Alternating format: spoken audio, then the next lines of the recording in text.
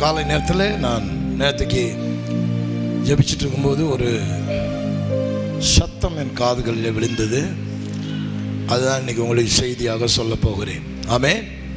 வாசிப்போம். யோவேல் புஸ்தகம் 2ஆம் அதிகாரம் 25வது வசனம். யோவேல் 2:25.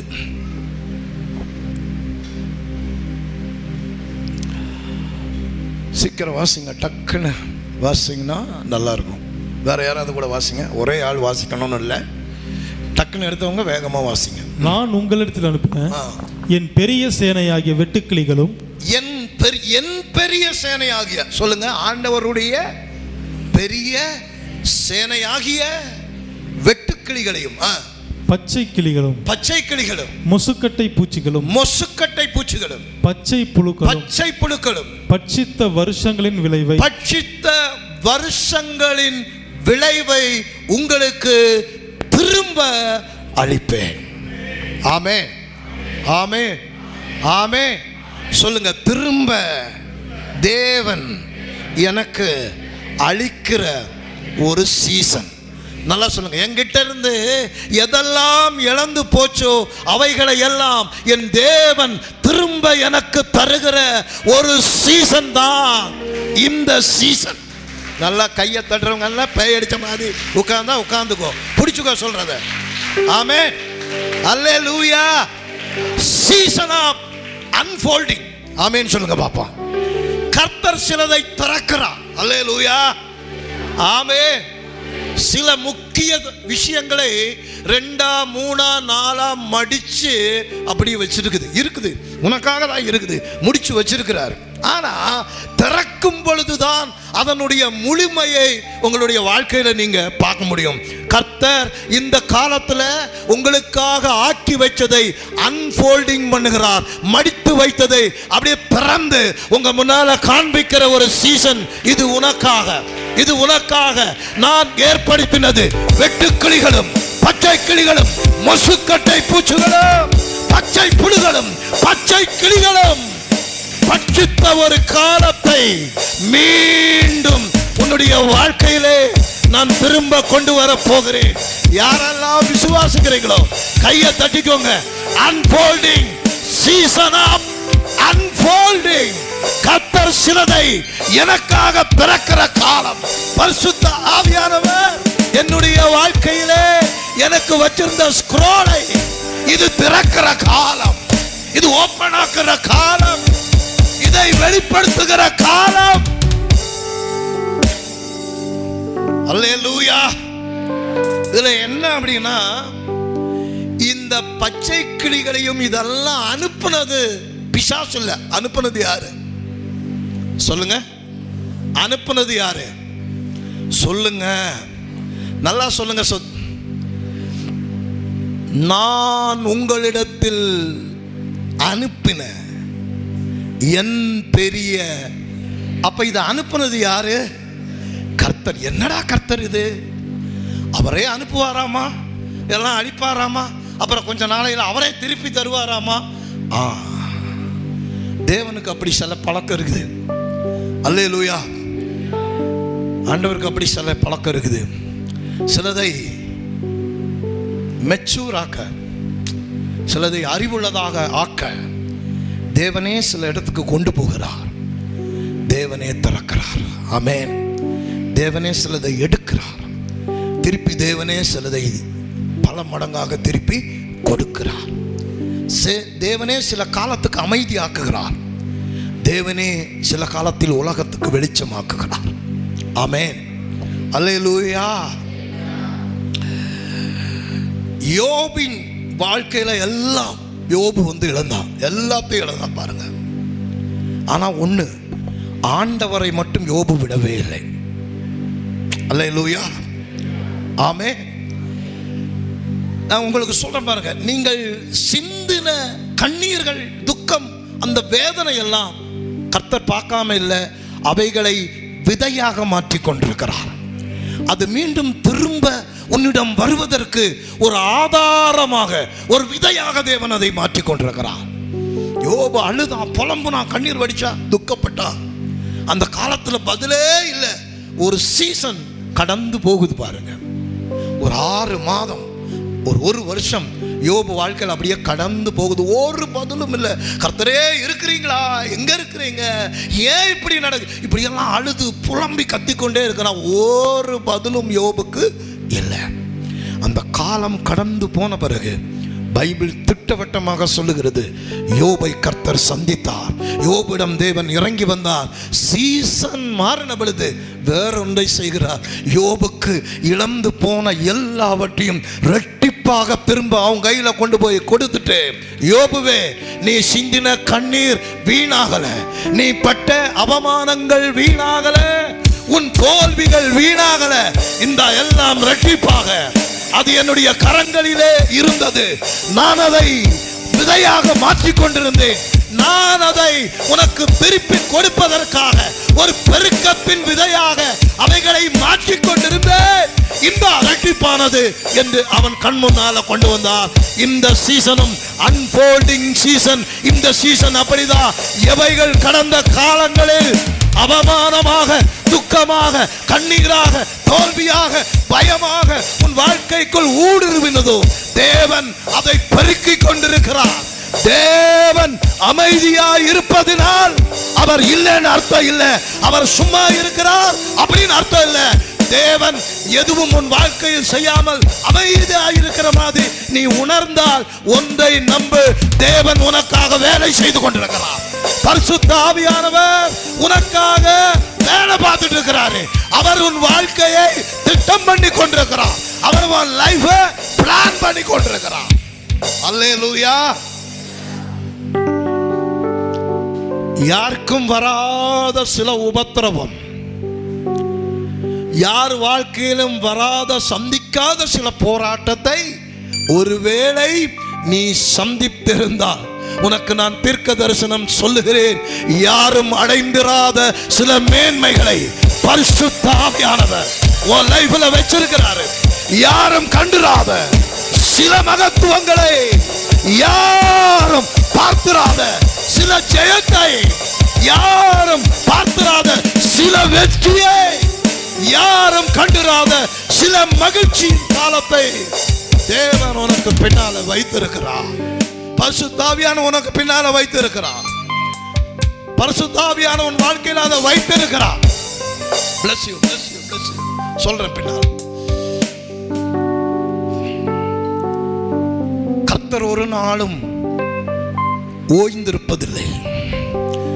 இஸ்ரவேலை காக்கிறவர் உறங்குவதும் இல்லை, தூங்குவதும் இல்லை. சொல்லுங்க, இஸ்ரவேலை காக்கிறவர் ரெஸ்ட் எடுப்பதில்லை, தூங்குறதில்லை, அவர் அமைதியாக இருப்பதில்லை. வாழ்க்கையில் அவர் ஒன்றும் உனக்காக எதுவும் பேசலை. உனக்கு செய்ய வேண்டிய நேரத்தில் உங்களுக்கு எதுவும் கரெக்டாக செய்யலை, நடக்க வேண்டிய நேரத்தில் எதுவும் சரியாக நடக்கலை மாதிரி தோணுச்சுன்னா அது நடக்கலைன்னு அர்த்தம் இல்லை. தேவன் மறைவிடத்திலே உங்களுக்கான ஒன்றை புதியதாய் உருவாக்கி கொண்டிருக்கிறார். நம்புங்கள், வேதம் அப்படித்தான் சொல்லுகிறது. மறைவிடத்திலே உங்களுக்கான ஒரு பெரிய காரியத்தை தேவன் உருவாக்கி கொண்டே இருக்கிறார். அல்லேலூயா. இன்னைக்கு ஃபுல்லா ஆபக்கூக் புஸ்தகத்தை பார்க்க போகிறோம். 3 அதிகாரம் தான், ஆனால் பயங்கர முக்கியமான புக் அது. ஆபக்கூக் தீர்க்கதரிசியின் புஸ்தகம். இந்த புக்கு தொடங்கும் போது இப்படி தொடங்குது. 1ஆம் அதிகாரம். இன்ட்ரோடக்ஷன் என்னன்னா, இஸ்ரவேலர்கள் பாபிலோனில் 70 வருஷம் அடிமைகளாக தேவன் அவர்கள் எங்க கொண்டு போகிறார்னா பாபிலோனுக்கு கொண்டு போகிறார். அந்த ஜனங்கள் பார்த்தீங்கன்னா கல்தையர் ஜனம். இது உலகத்திலே ரொம்ப கொடூரமான இரக்கமற்ற ஜனம் யாருன்னா கல்தையர்கள் தான். ரொம்ப கொடூரமானவர்கள். அவனுங்க நல்லவனையும் துன்பப்படுத்துவானுங்க, கெட்டவனையும் துன்பப்படுத்துவானுங்க. அப்படி ஒரு ஜனம். அவன் பகுத்தறிவே இல்லை. யாரை வேணாலும் வாய்க்கு வந்ததை என்ன வேணாலும் பேசுவானுங்க. ஒரு கேவலமான கூட்டம் கல்தையர் கூட்டம், ரொம்ப மோசமான கூட்டம். இஸ்ரவேல் ஜனமோ கர்த்தரை ஆராதிக்கிற ஜனம், கர்த்தரோடு நடக்கிற ஜனம். இப்போ இந்த கல்தேயர் கூட்டத்துக்குள்ள கொண்டு போய் இவனுகளை சிறைப்பிடித்து உள்ள போட்டுட்ட உடனே அந்த காலத்தில் கர்த்தர் ஒரு தீர்க்கதரிசியை எழுப்புகிறார். பேரு ஆபகு. சொல்லுங்க சத்தமா. இப்போ இந்த ஆபகுப்பு தீர்க்க தரிசன ஆவி அவன் மேல எழும்பி ஒரு அவனுடைய சீசனா எந்திரிச்சு வந்த உடனே கர்த்தரை பார்த்து சராமாரியா கேள்வி கேட்கிறான். நீங்கெல்லாம் ஒரு தெய்வமா அப்படின்ற மாதிரி கேட்கிறான். 3ஆம் வசனம் படி, நீங்கெல்லாம் ஒரு தெய்வமா? என்ன நீங்க இவ்வளவு கேவலமான ஒரு ஜனத்திட்ட கொண்டு போய் நீதிமான்கள் எங்களை கொண்டு போய் கொடுத்து இப்படி படுத்துறீங்களே தெய்வமே, ஏன் இப்படி செய்றீங்க எங்களை? ஏதோ நாங்க ஒரு தப்பு பண்ணா 2 அடி அடிச்சு எங்களை சரி பண்ண வேண்டியதானே, இந்த கல்தேயர்கிட்ட கொண்டு போய் கொடுத்து எங்களை நீங்க இவ்வளவு சங்கடப்படுத்தணுமா அப்படி கேட்கிறான். படிங்க. நீர் எனக்கு அக்கிரமத்தை காண்பித்து என்னை தீவினையை பார்க்க பண்ணுகிறது என்ன? கொள்ளையும் கொடுமையும் எனக்கு எதிரே நிற்கிறது. வழக்கையும் வாதையும் எழுப்புகிறவர்கள் உண்டு. ஆகையால் நியாயப்பிரமாணம் பலனற்றதாகி எங்களுக்கு எல்லாம் போச்சு. நியாயம் கிடையாது, பிரமாணம். நாங்கள்லாம் நியாயப்பிரமாணத்தில் வாழ்ந்தவங்க.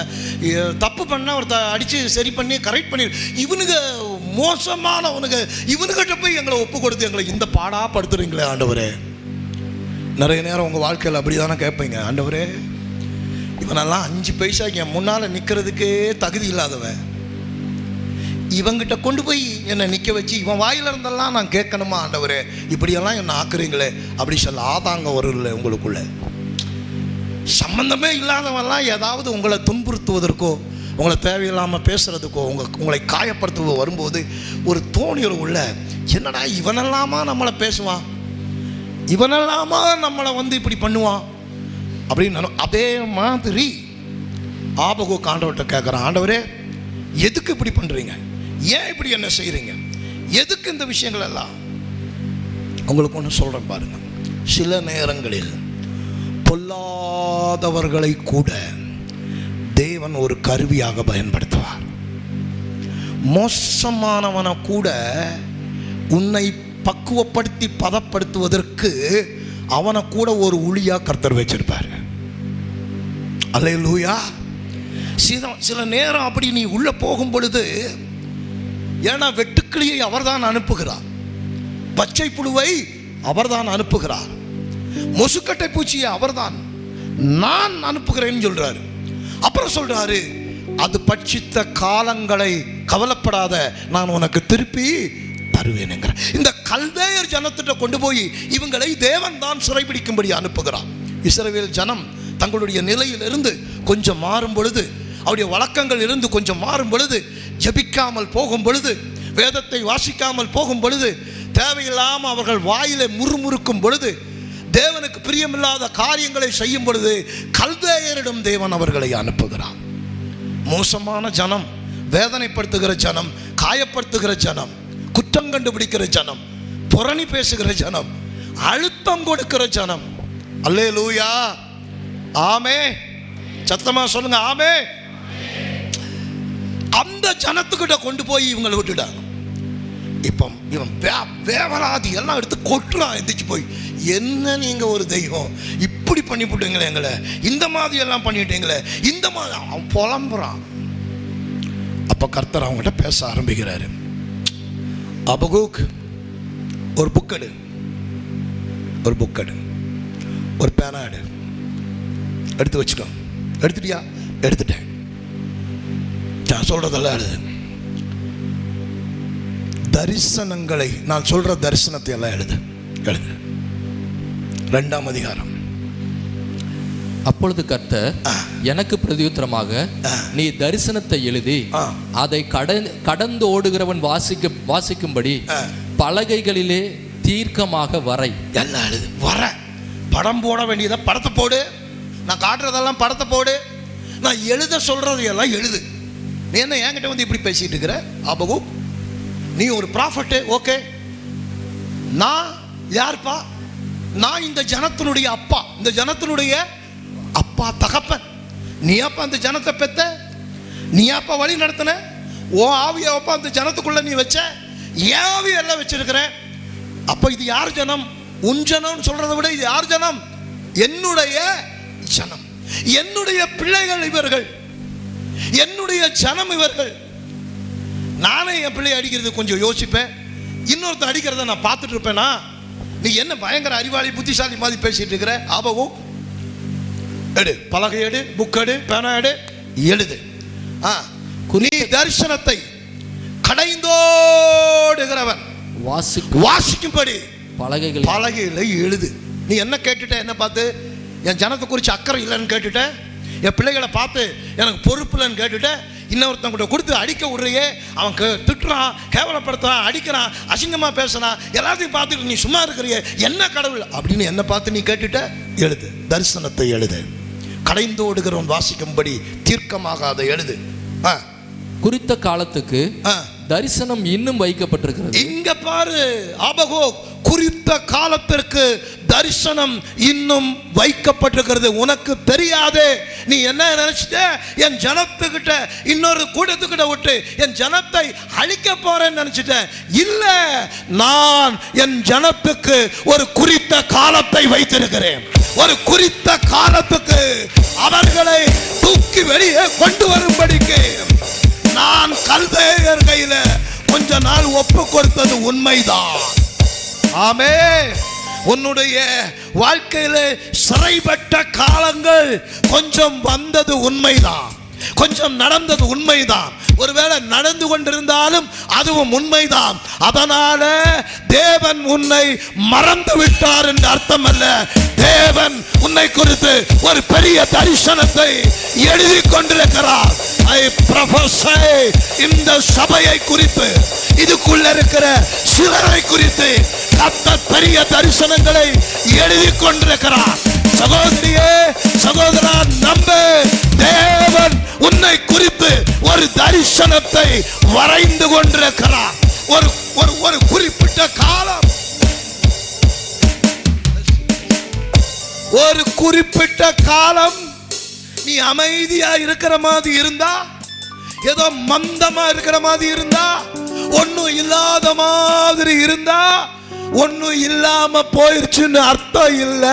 கர்த்தர் இந்த பக்கம் ஒரு தரிசனத்தை, ஒரு தீர்க்கமான தரிசனத்தை கர்த்தர் எழுதி கொண்டிருக்கிறார், வரைந்து கொண்டிருக்கிறார். தேவன் பார்க்காதவர் அல்ல, தேவன் கேட்காதவர் அல்ல. உன் கண்ணீர் அவருடைய துருத்தியிலே இருக்கிறது. உன்னை அழிக்க நினைக்கிற காலம் வந்தது என்று நீ நம்பினால், நான் உனக்கு சொல்லுகிறேன், அழிக்க நினைத்த காலம் அல்ல. தேவன் உன்னை மகா உயர்வுக்குள் கொண்டு போவதற்கு ஒரு உன்னத காலத்தை உனக்காக ஆயத்தம் பண்ணி கொண்டிருக்கிறார். ஆண்டவர் சொல்றாரு, என்ன கேள்வி கேட்டுட்ட? ஆபகூக், என் ஜனத்து மேல அவ்வளவு அன்பு இல்லை, அக்கறை இல்லை, பாசம் இல்லை நீ நினைச்சிட்டியா? எடு, தரிசனத்தை எடுத்து எழுது. முடிவிலே அது விளங்கும், அது பொய் சொல்லாது, அது பொய் சொல்லாது, அது பொய் சொல்லாது, அது பொய் சொல்லாது, அது பொய் சொல்லாது, அது பொய் சொல்லாது. கர்த்தர் சொல்றாரு. சொல்லலன்னு நினைக்கிறியா? சொல்ல, எழுது. பாபிலோனிலே என் ஜனம் 70 ஆண்டுகள் சிறையிருப்புக்குள்ளாக இருக்கும். அந்த சிறையிருப்பு முடிஞ்சு 70வது வருஷத்துல என் ஜனத்தை நான் பாபிலோனிலிருந்து வெளியே கொண்டு வருவேன். வெளியே வரும் என் ஜனம். வெளியே வரும் பொழுது அது சும்மா வராது, அது சிங்கத்தை போல எழும்பி வரும். மீண்டும் உனக்கு தீர்க்க தரிசனம் சொல்லுகிறேன். உன் சிறையிருப்பின் காலம், தோய்ந்த காலம், சலனம் இல்லாத ஒரு காலம், தோத்து போன மாதிரி ஃபீலான ஒரு காலம், அது அப்படியே முடியாது. அதுக்கு பின்னால களைந்தோடுகிறவன் வாசிக்கிறபடி இன்னும் அடுத்த தலைமுறை, அடுத்த தலைமுறை, அடுத்த தலைமுறை வாசிக்கும்படி உன்னை குறித்த சரித்திரத்தை நீ அல்ல, உன் பிள்ளைகள் அல்ல, கடைந்தோடுகிறவன் 3 தலைமுறைக்கு பின்னால உன் பேரம் பேத்தி வரும் பொழுது உன்னை குறித்த ஒரு சரித்திரம் இந்த பூமியிலே நிற்கும். அப்படி உன்னை ஆக்கும்படி தேவன் ஒரு பெரிய தரிசனத்தை எழுதி கொண்டிருக்கிறார். கடைந்தோடுகிறவன் வாசிக்கும்படி ஆண்டவர் இந்த வார்த்தையை திருப்பியும் சொல்லும்படி சொல்லுகிறார்.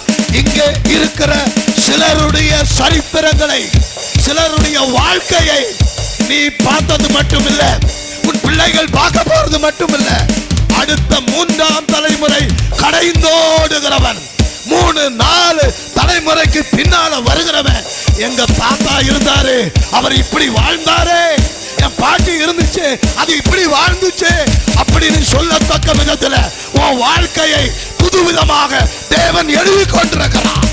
ஒரு புதிய அத்தியாயத்துல தேவன் உனக்காக வரைந்து கொண்டிருக்கிறார், எழுதி கொண்டிருக்கிறார். யாபகோக்கு பார்க்கும் பொழுது ஐயோ, ஜனத்தை ஒருத்தன் கெட்ட வார்த்தை பேசுறான், ஐயோ நெஞ்சு உதறது. ஐயோ, ஜனத்தை ஒருத்தன் கேவலமா பேசுறான், இவன் நெஞ்சு உதறது. ஐயோ, இப்படி பேசுறாங்க.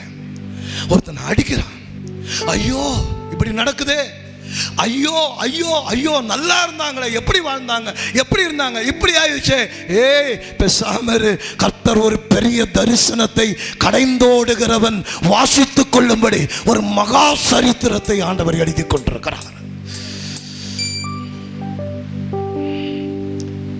கேட்டான்ல ஆவாங்கத்துல, இப்படியெல்லாம் செய்வீங்களா, இரக்கம் இல்லாத தெய்வமா அப்படின்னு கேட்டான்ல, அவங்கையிலே பேனாயை கொடுத்துட்டாரு. இதுதான் என் பிள்ளைகளுக்காக நான் வைத்திருக்கிற திட்டம், இதுதான் என் சபைக்காக, என் மக்களுக்காக நான் வைத்திருக்கிற பெரிய திட்டம். எழுது. கடைந்தோடுகிறவன் வாசித்து புரிந்து கொள்ளும்படியாக அதை எழுதுகிறான். அப்புறம் சொல்றார், எழுதிட்டல்ல, எழுதிட்டல்ல, இது பொய் சொல்லாது. எல்லாம் சொல்லுங்க, இது பொய் சொல்லாது. சொல்லுங்க, இது பொய் சொல்லா. சத்தமா கையோஜம். கர்த்தர் எழுதிட்டார். எத்தனை பேர் நம்புறீங்க இந்த பைபிள் பொய் சொல்லுதுன்னு? எத்தனை பேர் நம்புறீங்க? யாராச்சும் நம்புறீங்களா அந்த பைபிள் பொய் சொல்லுதுன்னு? அப்ப நான் சொல்லுகிறேன், இப்பொழுது நான் உன்னோடு பேசிக்கொண்டிருக்கிற இந்த வார்த்தைகளும் பொய் சொல்லாது. இந்த வார்த்தை பொய் சொல்லாது. ஒருவேளை இந்த வார்த்தைகள் கொஞ்சம் கால தாமதம் ஆனாலும் அதுக்காக நீ காத்துரு. அது பொய் சொல்லாதே, அது நிச்சயமாய் வரும். அது தாமதிக்காது, அது தாமதிக்காது. எழுதப்பட்ட தீர்க்க தரிசனங்கள் உன்மேல் வரும். சொல்லப்பட்ட தீர்க்க தரிசனங்கள் உன்மேல் பலிக்கும். உன்மேல் சொல்லப்பட்ட தேவனுடைய தீர்க்க தரிசன வார்த்தைகள், உன்மேல் வைக்கப்பட்ட தேவனுடைய வாக்குத்தத்தங்கள் பொய்யாகாதே, பொய் சொல்லாதே, மாறாதே, மறையாதே. அது குறித்த காலத்திலே சம்பவிக்கும், நடக்கும். ஆமென், ஹல்லேலூயா. இன்னைக்கு நீ போய் ஆண்டவர்கிட்ட இந்த மாதிரி ஒரு கேள்வி கேட்டாலும் உனக்கும் பதில் இதுதான். ஆனா நீ கேட்கணும் ஆண்டவர்கிட்ட. நீ கேட்க மாட்ட. நீ கேட்கறதெல்லாம் அரிசி, பருப்பு, காசு, வண்டி, காரு. என் ஸ்பிரிச்சுவல் லைஃபை காட்டுங்க ஆண்டவரே. ஒரு 20 வருஷத்துக்கு அப்புறம் நான் எப்படி இருப்பேன் காட்டுங்க ஆண்டவரே. ஒரு 10 வருஷத்துக்கு அப்புறம் நான் எப்படி இருப்பேன் காட்டுங்க ஆண்டவரே. எனக்கா கேட்குறியா? நாளைக்கு காசு, வட்டி கடன் கொடுக்க காசு கொடுங்கப்பா. ஹல்லேலூயா. பக்கத்தில் கைப்பிடி சொல்லுங்க, ஆண்டவருக்காக வாழுங்க. ஆண்டவர் நல்லவர் சொல்லுங்க, ஆண்டவர் நல்லவர் சொல்லுங்க. கர்த்தர் நல்லவர், உன் நினைவாய் இருக்கிறார். உன் வாழ்க்கையில் ஏதாவது நீ நினைச்சது நடக்காம போகும்போது அவர் பார்க்கலன்னு அர்த்தம் இல்லை, அவர் கெட்டவர்னு அர்த்தம் இல்லை, உன்னை தண்டிச்சிட்டாருன்னு அர்த்தமும் இல்லை. அவர் உன்னை பக்குவப்படுத்தும்படிக்கு, கடைந்தோடுகிறவன் வாசிக்கும்படிக்கு ஒரு பெரிய தரிசனத்தை உன் மேல எழுதி கொண்டிருக்கிறார். அது நீ பார்த்தா பத்தாதுன்னு நினைக்கிறார். நீ என்ன நினைக்கிற? எல்லாரும் பார்க்கும்படிக்கு ஒரு உயர்வை தாங்க ஆண்டவரே, ரொம்ப வெட்கப்பட்டுட்டேன். கர்த்தர் என்ன நினைக்கிறார் தெரியுமா? எல்லாரும் பார்க்கும்படிக்கு இல்லப்பா. இன்னைக்கு நீ பார்க்கணும்னு நினைக்கிறவன்லாம் ஒரு 20 வருஷம் செத்து போயிடுவான். அவன் செத்துருவான், மண்ணில் போயிடுவான். அவன் பார்க்கறதுக்கு மட்டும் இல்லை, அவன் பிள்ளை ஒன்றை பார்க்கணும், அவன் பேரன் ஒன்றை பார்க்கணும், அடுத்தடுத்த தலைமுறைகள் கர்த்தர் உனக்கு செஞ்சதை பார்க்கணும். அந்த மாதிரி ஒரு தரிசனத்தை கர்த்தர் உனக்காக எழுதி கொண்டிருக்கிறார்.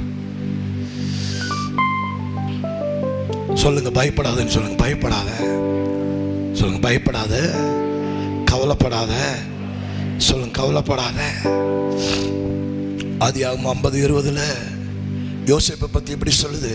நீங்கள் எனக்கு தீமை செய்ய நினைத்தீர்கள், கர்த்தரோ தீமையை எனக்கு நன்மையாக மாற்றினார். அல்லேலூயா.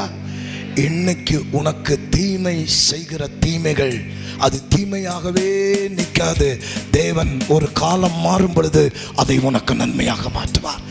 சகலத்தையும் நன்மையாக மாற்றுவார். அல்லேலூயா. ஆமென். இன்னைக்கு உனக்கு எதிராக நிற்கிற எதிரிகள் நிரந்தரமானவர்கள் அல்ல. அவர்கள் கீழே விழுவார்கள். அவர்கள் கீழே விழுவார்கள். எதிரிகள் நிரந்தரமானவர்கள் அல்ல. உன்னை எதிர்க்கிறவன், உன்னை சூட்சமம் பண்றவன் அவன் நிரந்தரமானவனா? நிரந்தரமா உன்னை எதிர்த்துட்டே இருக்க முடியுமா? இல்லை. உன் எதிரிகள் சீக்கிரத்திலே கீழே விழுவார்கள், கர்த்தருடைய பாதத்திலே நசுங்கொண்டு போவார்கள். அப்படி பைபிள் சொல்லுது. உன் எதிரிகள் உனக்கு நிரந்தரமானவர்கள் அல்ல. ஒருத்தர் எழுத்துட்டே இருக்கிறான், பேசிட்டே இருக்க, கொஞ்ச நாள் அப்படியே விடு, அவனே காணாம போயிடுவான். அல்லேலூயா. இல்லைன்னா அவனை உனக்கு கீழே கொண்டு வந்து நீ சொல்றத அவன் கேட்கிறபடி கர்த்தர் ஆக்கிடுவாரு. அல்லேலூயா. ஆமென். போன வாரம் அப்படி பைக்கில் போனேன். 2007 நாங்கள் ஊழியம் ஆரம்பித்த பொழுது ஒருத்தன் என் மேலே கலெக்டர்கிட்ட போய் கம்ப்ளைண்ட் பண்ணி ஒரு பெரிய பிரச்சனையை உண்டு பண்ணிட்டான். பாருங்கள், நம்மளுக்கு இன்றைக்கா பிரச்சனை? ஆரம்பத்திலிருந்தே நம்மளை விட மாட்டேங்கிறேன். இந்த ஊழியத்தை விட மாட்டேங்கிறான் பிசாசு. அப்புறந்தே முடிக்கணும் முடிக்கணும் முடிக்கணும். அவனும் முடிக்கணும்னு நினைக்கிறான், ஆண்டவரும் எழுப்பணும்னு நினைக்கிறார். ஒரு யுத்தம் நடந்துட்டு, ஆனால் அவனால் இன்னைக்கு வரைக்கும் முடிக்கவே முடியல. அல்லேலூயா. கர்த்தர் நம்மை எழுப்பி கொண்டே இருக்கிறார். அப்போனா ஆள் நல்லா குண்டா இருப்பான், பெரிய ஆள் அவன். அப்போதைக்கு அவன் தான் பெரிய ஆள். கொஞ்சம் நல்லா பார்த்தா இப்படி இப்படி இப்படி நடக்கிறான். காலெல்லாம் நொண்டி, இந்த கை அசைய மாட்டேங்குது, இந்த கால் நொண்டி நொண்டி நடக்கிறான். ஏன்னா பயங்கரமா வீறு கொண்டு வந்தவன் வாய் விழுக்கு இந்த சைடு இழுத்துருச்சு, ஒரு சைடு அப்படின்னு நடந்து போறான். நான் கிராஸ் பண்ணி போயிட்டேன்.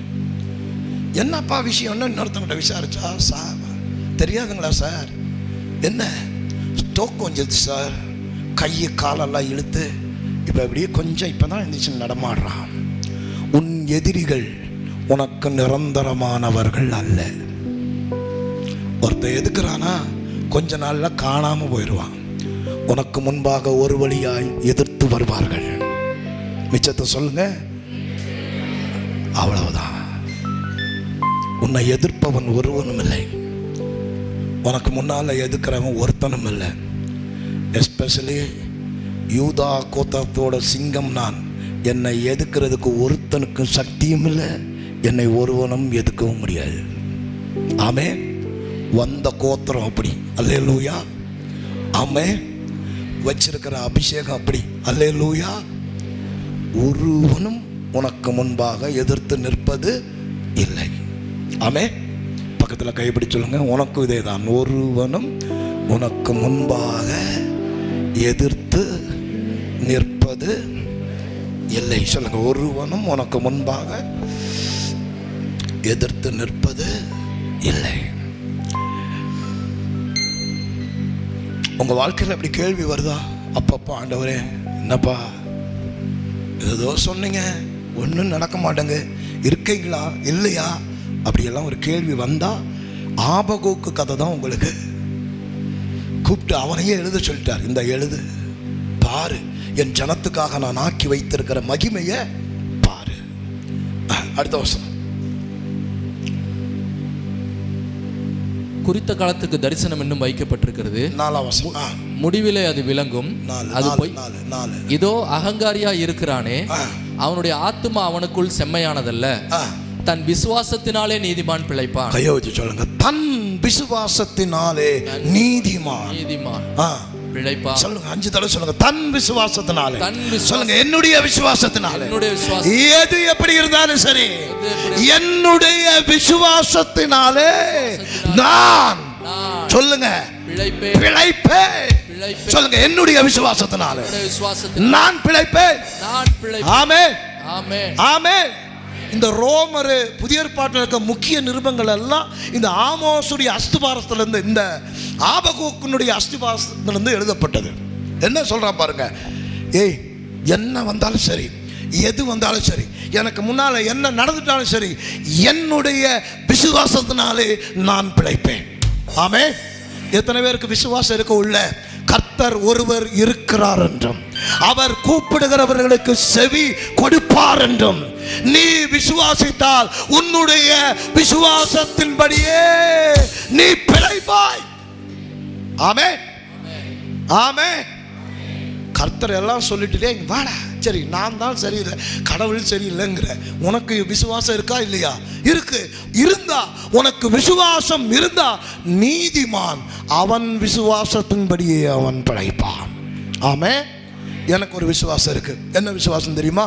அடுத்து இந்த வருஷம் முடியறதுக்குள்ளேயே கர்த்தர் பெரும் எழுப்புதலை இந்த பட்டணத்தில் கொண்டு வருவார்.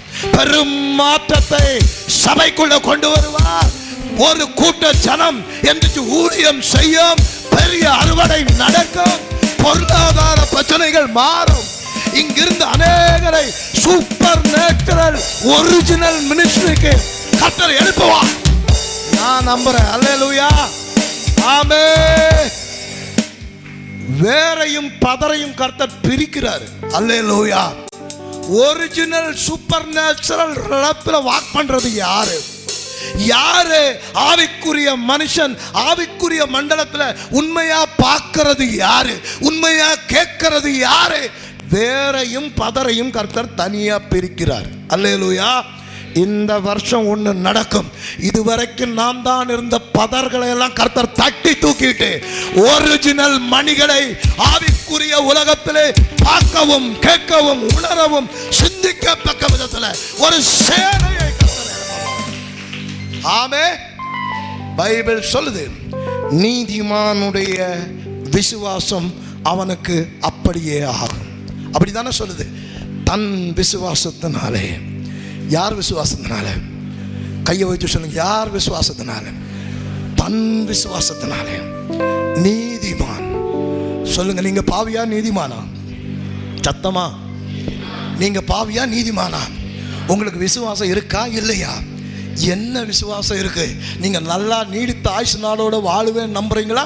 பாதியில போயிருவேன் நம்புறீங்களா? என்ன நம்புறீங்க? சொல்லுங்க. நீடித்த நாட்களாய் கர்த்தருடைய வீட்டிலே நான் நிலைத்திருப்பேன். அப்படி நம்பினேனா நிலைத்திருப்பேன். அல்லேலூயா. வாதை என் கூடாரத்தை அணுகாது, பொல்லாப்பு எனக்கு நேராது அப்படின்னு நீ நம்பினேனா உன் விசுவாசம் நீதிமானின் விசுவாசத்தினால் நீ பிழைப்பாய். பக்கத்தில் தட்டுங்க, தட்டி சொல்லுங்க, நம்பணும்னு சொல்லுங்க. நீ நம்பணும். சொல்லுங்க, நம்பணும். சத்தமா சொல்லுங்க, நீ நம்பணும். நீ அவதூறு பரப்ப இந்த பேய் பிசாசு எதிர்மறையானதையெல்லாம் படக்குன்னு நம்புற, நல்லதை நம்ப மாட்டேங்கிற. ஒருத்த இப்போ நானே வச்சுங்க, நாளைக்கு உனக்கு ஒரு வண்டி அடிக்கிற மாதிரி கனவு பார்த்தேன்னு, ஐயோ பாஸ், இங்க பாரு, கனவு பார்த்தாலும் கத்திரிக்காய் பார்த்தாலும் நீ நம்பணும், நான் நல்லா வாழுவேன். ஆமென். நான் நல்லா இருப்பேன், நான் ஜெயிப்பேன், நான் வெற்றி அடைவேன், நான் வாழுவேன், நான் வீடு கட்டுவேன், நான் கார் வாங்குவேன். அல்லேலூயா. ஆமென். போன வாரம் பாஸ்டர் வந்துட்டு ரொம்ப நேரம் பேசிட்டு வந்துட்டு, ஏன்னா பாஸ்டர் கார் இத்து போன காராக இருக்குது, ரொம்ப வருஷம் வச்சுருப்பீங்க போல் இருக்கு அப்படின்னா அப்பந்தான் எனக்கே யோசனை வந்துச்சு. ஆமாடா, பழசாக போய் கிடக்குது ஒரு மாதிரியா, அது துடைக்காமல் கொள்ளாமல் டஸ்ட் அடித்து பழைய கார் மாதிரி நினைச்சு. அப்பந்தான் சொன்னேன் நான் மனசில் அப்படி நினச்சேன், ஆமாம் ஆண்டவரே, ஒரு புது கார் நல்ல கார் இருந்தால் நல்லா தான் இருக்கும். இருந்தாலும் கார் மேலே என் சந்தோஷம் இல்லை, என் சந்தோஷம் உங்கள் மேலே தான். நீங்கள் என் கூட இருக்கிறது எனக்கு பெரிய சந்தோஷம். கனவுல ஒரு வாய்ஸ் கேட்குது, அப்புறம் சொல்ல மாட்டேன், சொல்கிறேன். ஒரு பெரிய காரு, அதை ஹீப்ரூவில் டிரான்ஸ்லேட் பண்ணி பார்த்தா அது ஒரு பெரிய கார் கம்பெனியோட பேர், ஒரு பிளாக் காரு அப்படின்னு அது சொல்லுது. ஆமென். அல்லேலூயா. உங்கள் நினைவுகளை கூட தேவன் அறிகிறார். சரியா? எண்ணங்களை கர்த்தர் அறிகிறார். அப்போ அவன் அப்படி சொல்லணும், கொஞ்சம் நக்கலாக நம்மளை சொல்லணும். அவன் சொல்லும்போது கர்த்தருக்கு கோபம் வரும், உள்ளதிலே பெரிய காரத்துக்கு உன் கையில் கொடுத்துருவார். ஆமே, அல்லேலூயா, ஆமே. சொல்லுங்க எல்லாம், கொஞ்சம் பேச விடுங்க, கொஞ்சம் பேசட்டும், கொஞ்சம் பேச. கர்த்தர் நல்லவர், கர்த்தர் சொல்லுங்க, அவர் கிருபை என்றும் என்றும் உள்ளது. இந்த 1ஆம் அதிகாரத்தில் கேள்வியாக கேட்குறான், 2ஆம் அதிகாரத்தில் கர்த்தர் அவனுக்கு பதில் சொல்றாரு. இங்க வா ஆபகூக், இந்த கல்தேயரை சும்மா விட்டுருவேன் நினச்சியா? நான் தான் கல்தேயர்கிட்ட இவனுங்களை கொஞ்சம் பக்குவப்படுத்துறதுக்கு நான் தான் யார்கிட்ட அனுப்புனேன்? கல்தேயர்கிட்ட நான் தான் கொஞ்ச நாள் அனுப்புனேன். அவன் கும்முறான், உண்மைதான். அதனால கல்தேயரை சும்மா விட்டுருவேன் நினைக்கிறியா? விடமாட்டேன். அல்லேலூயா, ஆமேன். என் ஊழியக்காரனையும் என் ஜனத்தையும் தப்பா பேசின கல்தேயரை சும்மா விட்டுருவேன் நினைக்கிறியா? அவன் பேசிக்கிட்டு இருந்தது அவன் வீட்டு கல்லு கேட்டிருக்குது. அல்லேலூயா. 2ஆம் அதிகாரத்தை வீட்டில் போய் படிங்க உள்ளா. அவன் வீட்டுக்குள்ள சாப்பிட்டுட்டே பொண்டாட்டி புருஷன் பேசிட்டு இருந்தால பாஸ்டர் அப்படின்னால அந்த கல்லு செவுறு கல்லு கேட்டிருக்குது, கேட்டு வச்சிருக்குது. அது உனக்கு தேவையான சாபத்தை ஈஸியாக அவன் வீட்டுக்குள்ள திறந்து விட்டுரும். அல்லேலூயா. கர்த்தர் சொல்றாரு, கல்தேயர் பேசினால அந்த கல்லு கேட்டுட்டு இருக்குது, இருக்கட்டும், அதுக்கு நான் பதில் எப்போ கேட்கணுமோ அப்போ கேட்டுக்குவேன். அடிச்சான்ல அவனுடைய பொருளாதாரத்தை நான் நிர்மூலமாக்குவேன், பார்த்துட்டே இரு.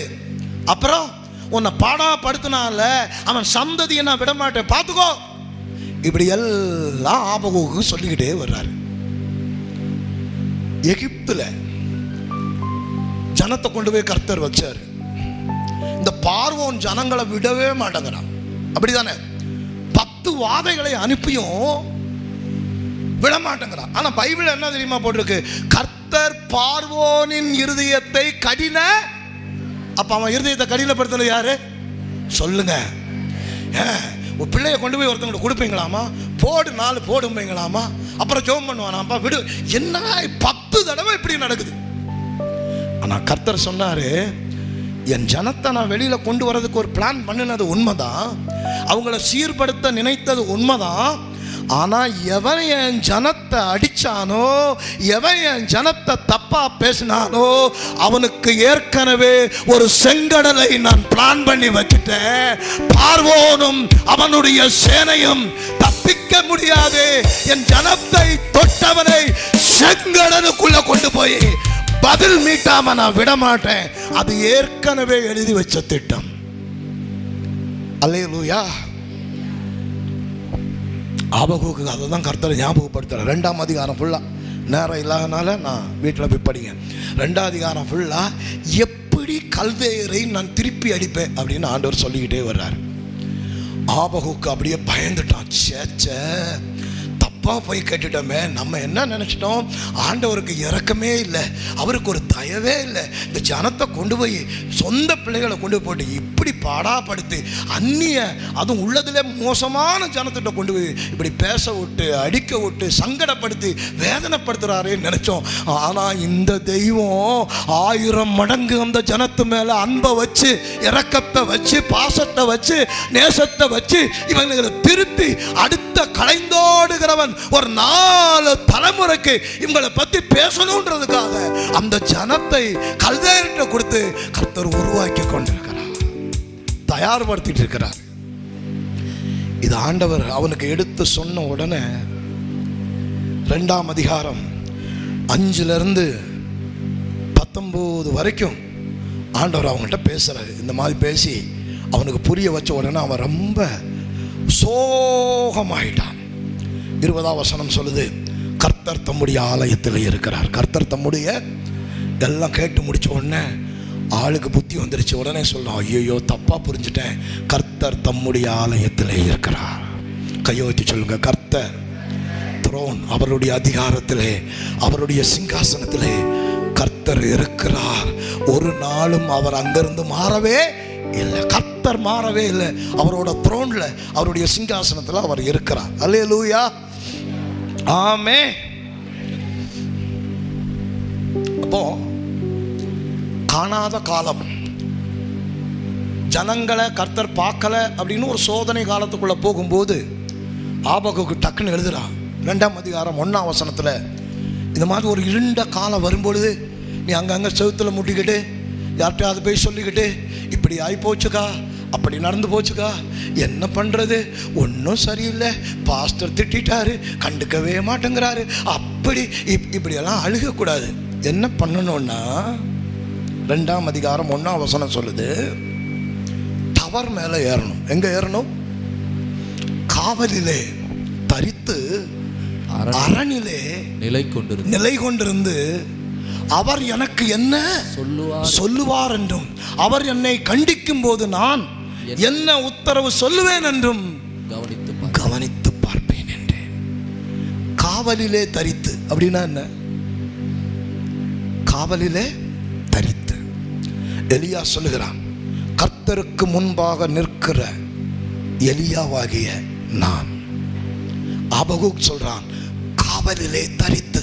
அந்த காலத்துல காவல் காக்கிறவன் ஒரு உயரமான இடத்துல ஒரு பெரிய டவர் மாதிரி போட்டு அது மேலே ஏறி எல்லாத்தையும் கவனிச்சு பார்த்துட்டு இருப்பான். ஆமேன். உன்னுடைய இருண்ட காலத்தில், போதாத காலத்தில், எனக்கு கெட்டது நடந்துட்டு இருக்கு அப்படின்ற காலத்தில் நீ என்ன செய்யணும் தெரியுமா? உன் காவல் பீடமாகிய, உன் சீக்ரெட் பிளேஸ் ஆகிய, உன் பலிபீடமாகிய ஜெப அறைக்குள்ள நீ ஏற வேண்டும். Going to the secret place. உனக்கு போராட்டம், உனக்கு தொல்லை, ரொம்ப நெருக்கம் அப்படின்ற போது நீ போக வேண்டிய இடம் உன்னுடைய சீக்ரெட் பிளேஸ்ல, உன்னுடைய ஆல்டர்ல, உன் பலிபீடத்தில் போய் அந்த அரணிலே ஏறி ஜெபத்திலே தரித்து நிற்க வேண்டும். இப்பதான் ஆபகுக்கு ஒண்ணு புரியுது. கர்த்தர் சொல்ல சொல்ல சொல்ல சொல்ல சொல்ல ஒண்ணு அவனுக்கு விளங்குது. பக்கத்துல பார்த்து தட்டி சொல்லுங்க, உன் கடினமான காலத்துல, சத்தமா வாய் திறந்து, கடினமான காலத்துல, துன்பப்படுகிற காலத்துல, கண்ணீர் வருகிற மாதிரி சூழ்நிலையில, இழந்த மாதிரி காலத்துல எங்கேயும் போகாத, ஜபத்துல போய் உட்காந்துரு.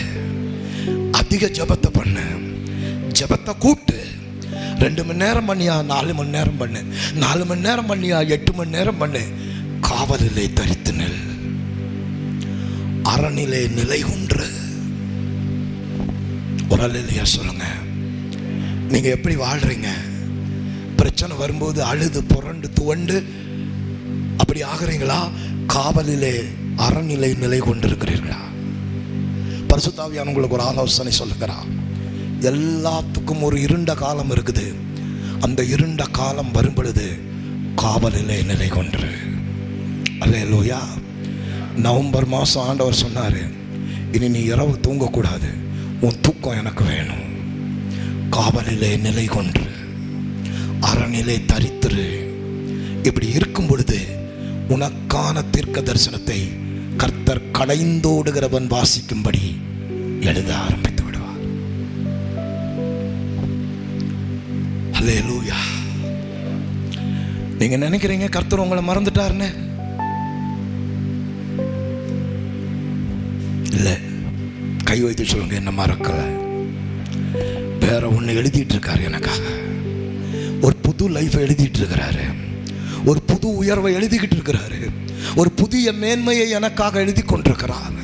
ஒருவேளை இந்த கூட்டத்தில் யாராவது கர்த்தர் என்னை மறந்துட்டாரு, என் சொன்னத தீர்க்க தரிசனம் எல்லாம் போச்சு போல் இருக்கு, வாக்கு தத்தம் எல்லாம் போயிடுச்சு போல் இருக்குன்னு எங்கேயாவது அடி மனசுல லேசா ஊர்த்தினா கூட உனக்கு நான் சொல்லுகிறேன், கர்த்தர் உனக்கு புதியதாய் ஒன்றை எழுதி கொண்டிருக்கிறார்.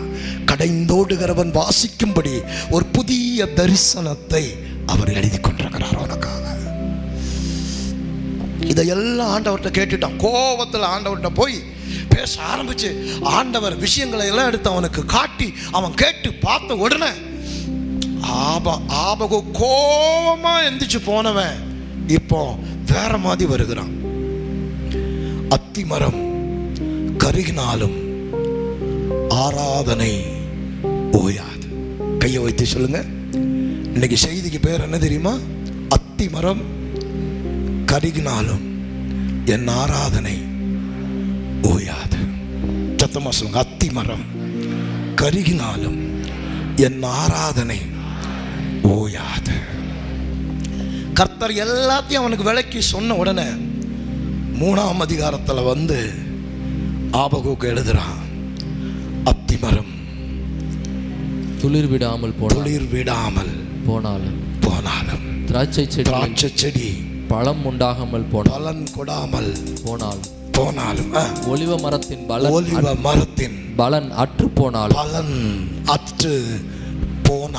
வயல் வெளியிலே தானியம் விளையாமல் போனாலும்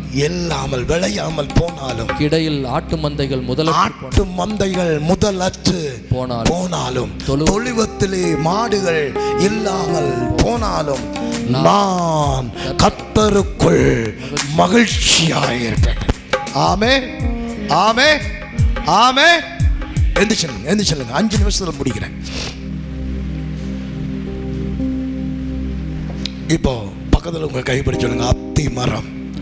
சண்டை போட போனவன், ஆண்டவரோட வாக்குவாதம் பண்ண போனவன், என்ன வாழ்க்கை அப்படின்னு கேட்க போனவன், கர்த்தர் அவனுக்கும் அவன் ஜனத்துக்கும் எழுதி வச்சிருக்கிறத பார்த்த உடனே, அவனுடைய எதிர்காலத்தை இப்படி காட்டின உடனே, அவன் இஸ்ரவேலிலே எப்படி மகிமையா இருப்பான்னு அவனுக்கு இப்படி காட்டின உடனே, இப்ப பேச்செல்லாம் மாறிடுச்சு. இப்ப கர்த்தரை ஆராதிக்க, கர்த்தரை மகிமைப்படுத்த ஆரம்பிச்சிட்டா. அப்பி மரம் துளிர் விடாமல் உன் பொருளாதாரம் எல்லாம் இழந்து போயிட்டாலும், காசு பணம் இல்லாம கையில இருந்து போயிட்டாலும், ஆட்டு மந்தை திராட்சை செடி விளைச்சல் இல்லாம போயிட்டாலும், மகிழ்ச்சி, திராட்சை செடினா மகிழ்ச்சி, சந்தோஷம் எல்லாம் போயிட்டாலும், எனக்கு சந்தோஷமே பட முடியல. அப்படி பிரச்சனை என் லைஃப்ல. எங்கெங்க சிரிக்கவே முடியல, சந்தோஷமே பட முடியல, ஒரு மகிழ்ச்சியாவே இருக்க முடியல. அவ்வளோ பிரச்சனை என்ன தாக்கிட்டு இருக்கு. அப்படின்ற நிலையில உன் வாழ்க்கை இருந்தாலும், வயல்களில் தானியங்கள் விளையாமல் போனாலும், நான் எவ்வளவு சம்பாதிச்சாலும் என்கிட்ட ஒரு காசு கூட என் வீட்டில் நிற்க மாட்டேங்க. எல்லாம் அப்படியே போயிடுது. வரவுக்கும் செலவுக்கும் சரியா இருக்குது, எல்லாம் போயிடுது. அப்படின்ற மாதிரி உன் வாழ்க்கை இருந்தாலும், ஆட்டு மந்தைகள் முதலற்று போனாலும், தொழுவத்திலே மாடுகள் இல்லாமல் போனாலும், நான் சொல்லுங்க, நான் கர்த்தருக்குள், சொல்லுங்க, கர்த்தருக்குள் நான் மனமகிழ்ச்சியா இருப்பேன். சொல்றா, என் வாழ்க்கையில தாழ்வுகள் வந்தது நல்லதுதான். ஏன்னா கர்த்தர் என்னை அடுத்த பெரும் உயரத்துக்கு கொண்டு போகிறான். எல்லாம் இழந்து போன மாதிரியே இருக்குது. ஆனா அப்படியே அது போய்விடுவதற்கல்ல, கர்த்தர் என்னை அடுத்த உயரத்துக்கு என்னை கொண்டு போவதற்காக. என் வாழ்க்கையில இருந்து எல்லாம் போச்சு, ஆனாலும் இப்ப எனக்கு சந்தோஷமா இருக்கு. ஏன் தெரியுமா? அடுத்த 10 வருஷத்தை கர்த்தர் எனக்கு காண்பித்தார், அடுத்த 5 வருஷத்தை காண்பித்தார், அடுத்த 20 வருஷத்தை காண்பித்தார். அப்ப என்னை எவ்வளோ மகிமையா வச்சிருப்பேன்றத எனக்கு காட்டிட்டாரு. அதனால இந்த அத்திமரம் துளிர் விட்டு போனாலும் பரவாயில்ல, திராட்சை செடி பலனற்று போனாலும் பரவாயில்ல, ஒலிவ மரம் பலனை கொடுக்கலனாலும் பரவாயில்ல, ஆட்டு மந்தை பலன் இல்லாம போனாலும் பரவாயில்ல, மாட்டு மந்தை பலன் இல்லாம போனாலும் பரவாயில்ல, நான் கர்த்தருக்குள் மகிழ்ச்சியாயிருப்பேன். கையை வைத்து சொல்லுங்க, மகிழ்ச்சியாயிருப்பேன். சத்தமா சொல்லு, மகிழ்ச்சியாயிருப்பேன். எப்படி மகிழ்ச்சியா இருப்பேன்? இன்னைக்கு என்கிட்ட இல்லாம போனதில்ல, இதையெல்லாம் கர்த்தர் எனக்கு ரெட்டிப்பாய், பச்சை கிளிகள் பட்சித்த காலத்தை, பட்டு புழுக்கள் பட்சித்த காலத்தை, முசுக்கட்டை பூச்சிகள் பட்சித்த காலத்தை திரும்பவும் கர்த்தர் எனக்கு தருவேன் என்று சொல்லுகிறார். ஆபகுக்கு சொல்கிறாரு, கடைந்தோடுகிறவன் எழுதுனத வாசிக்கும்படி எழுது. ஒரு காலத்துல பின்னால் அவன் மறந்துடுவான், தெளிவா எழுது. இப்படியெல்லாம் கர்த்தர் என் ஜனத்தை உயர்த்த போகிறார்னு எழுது. அவன் அதை பார்க்கணும், படிக்கணும், கண்ணுல பார்க்கணும். இதை பார்த்த உடனே ஆபகுக்கு சொல்ற, ஓ அத்திமரம் துளிர் விடாமல் போனாலும், திராட்சை செடி பலன் கொடாமல் போனாலும், அத்திமரம் துளிர் விடாமல் போனாலும், திராட்சை செடி பலன் கொடாமல் போனாலும், நான் கர்த்தருக்குள் மகிழ்ச்சியாயிருப்பேன். என் தேவனுக்குள் களிக்கோ, எல்லாமே எதிராக இருந்தாலோ, சூழ்நிலைகள் தோல்வி போல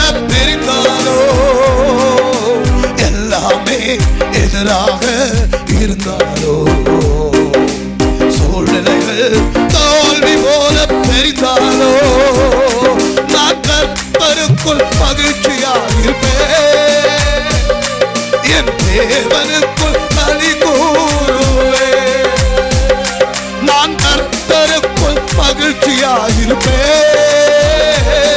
என் தேவனுக்குள் நான் கர்த்தருக்குள் மகிழ்ச்சியாயிருப்பே என் தேவனுக்குள் களிகூர் நான் கர்த்தருக்குள் மகிழ்ச்சியாயிருப்பே என் தேவனுக்குள். ஆமே சொல்லுங்க. எது இழந்தாலும் எது இல்லாம போனாலும் கர்த்தர் என்கிட்ட பேசாம இருக்கிற மாதிரி இருந்தாலும் ஆண்டவர் என் வாழ்க்கையில ரொம்ப வருஷம் ஆயிடுச்சு ஒன்னும் பெருசா பார்க்கல அப்படி நீ நினைச்சாலும் கர்த்தர் உனக்காக ஒரு பெரிய திட்டத்தை எழுதி கொண்டிருக்கிறார். அந்த காலம்தான், அந்த சமயம்தான் உனக்கான உயர்வின் சமயம். அந்த நேரம் தான் கர்த்தர் உன்னை மகிமைப்படுத்துவதற்காக உனக்கு திட்டம் தீட்டிக் கொண்டிருக்கிற காலம். அல்லேலூயா. 19வது வசனம் வாசிங்க, கடைசி வசனம். ஆண்டவராகிய கர்த்தர் ஆண்டவராகிய கர்த்தர் என் பலன். சொல்லுங்க, கையை வைத்து என் பலன். ஆரம்பத்தில் ஆண்டவர்கிட்ட போகும்போது சண்டைக்கு போறான். என்னப்பா வாழ்க்கை?